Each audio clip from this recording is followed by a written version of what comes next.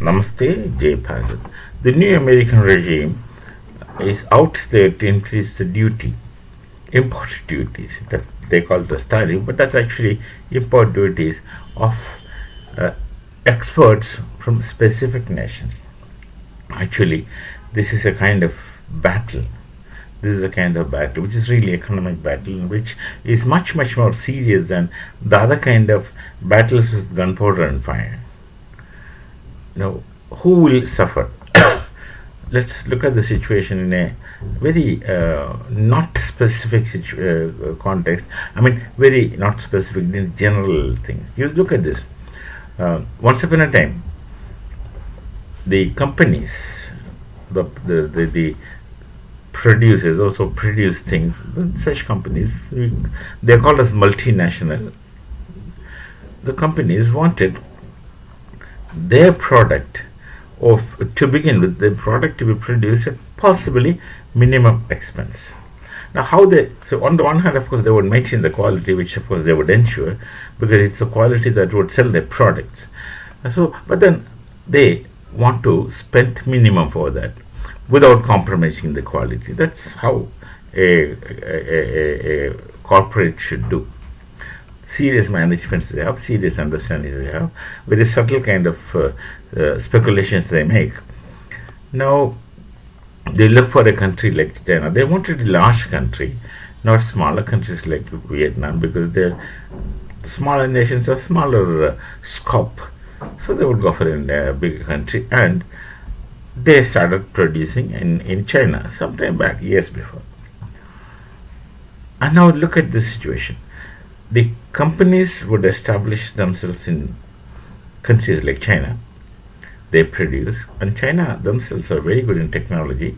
They themselves have their own kinds of products. Apart from that, the many multinationals would invest in China to make their products from China, because it will be very cost effective for them in their market.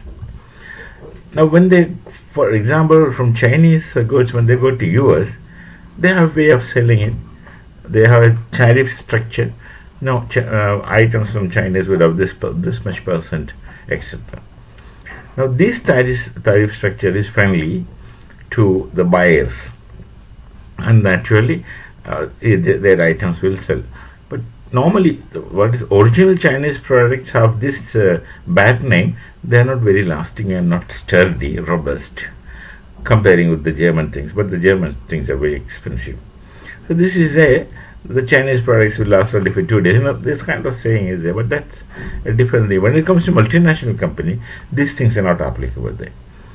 Now, the biggest blow which US gives to China is they are going to increase the tariff.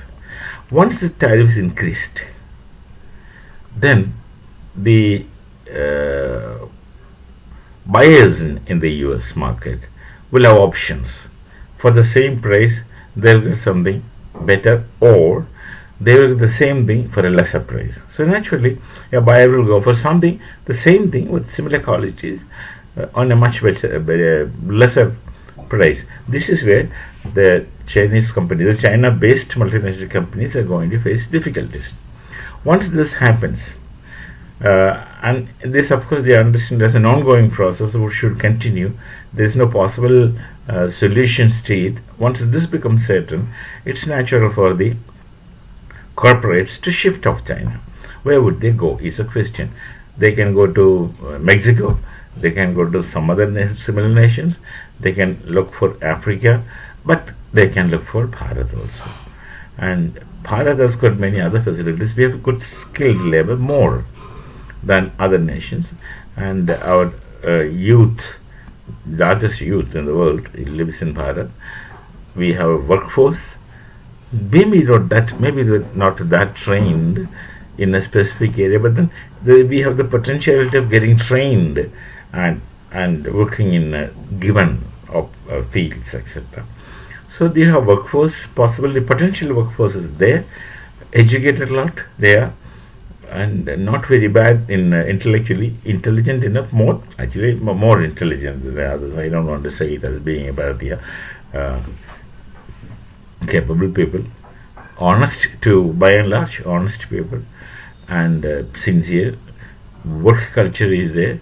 So with all those things, they might shift to Bharat, many of them. And shifting, of course, the government of the present in Bharat are very investment friendly. They would facilitate it because the PM himself, when he was Chief Minister of Gujarat, he was capable of attracting industries there and facilitating, give them all facilities. The government kind of red tapeism and those things won't be there. So one can come comfortably, invest in Gujarat, and of course live comfortably and a very friendly society. Very friendly society.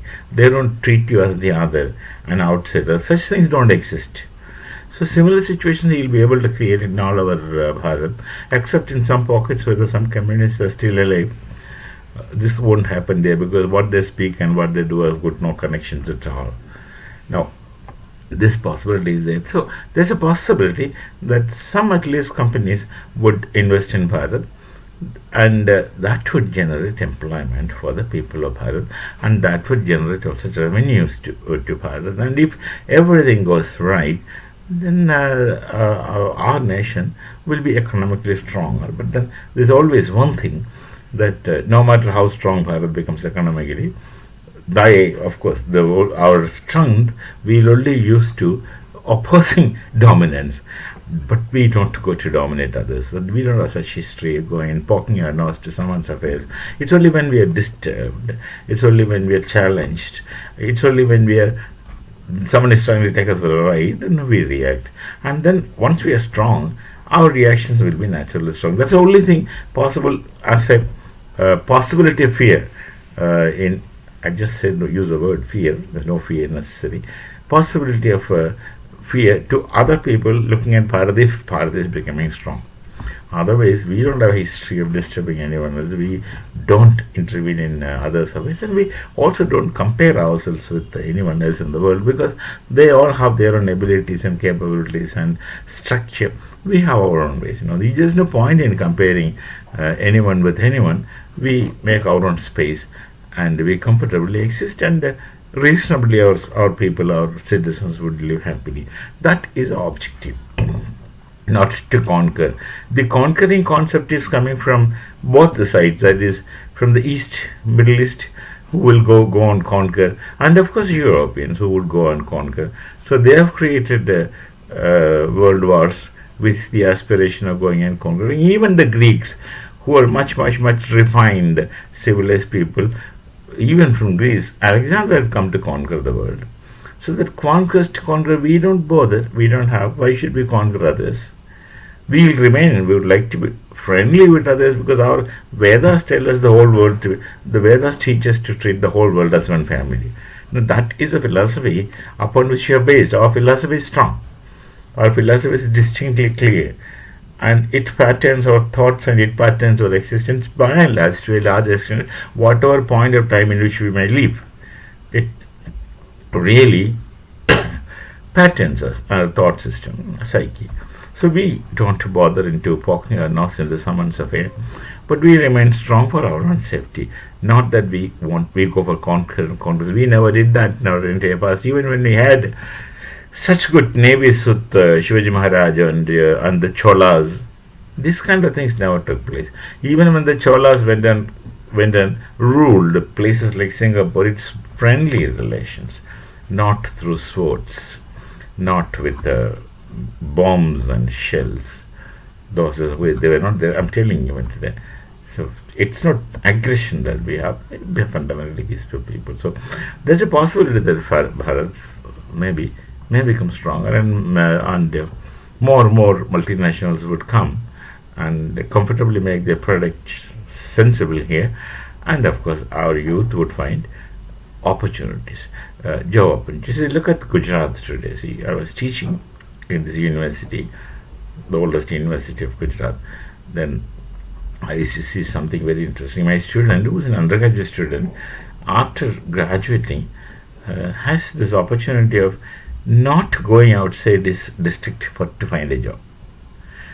One of my students, any of my students who come for graduation here, after their graduation, they need not to go outside their district jurisdiction to find a job because the opportunities are so much. So a student which is a fresh graduate will find something to live on. If he doesn't want to go for further studies, if he wants to go for further studies, those facilities are there. But when he says, no, that's enough for me, this is sufficient, I'll like to settle in my life, then he has so many avenues and opportunities. Look at the situation. A boy who studies need not to go outside his district to look for a job, whereas people travel far distance to find a job. So this is a case, and that would be the case. I just keep it as a Gujarat model. That should be the case in entire Bharat. People find jobs in their convenient places with the coming of these kinds of things. We'll meet with some other thoughts. Till then, it is Namaste. Jai Bharat, Jai Shri Ram.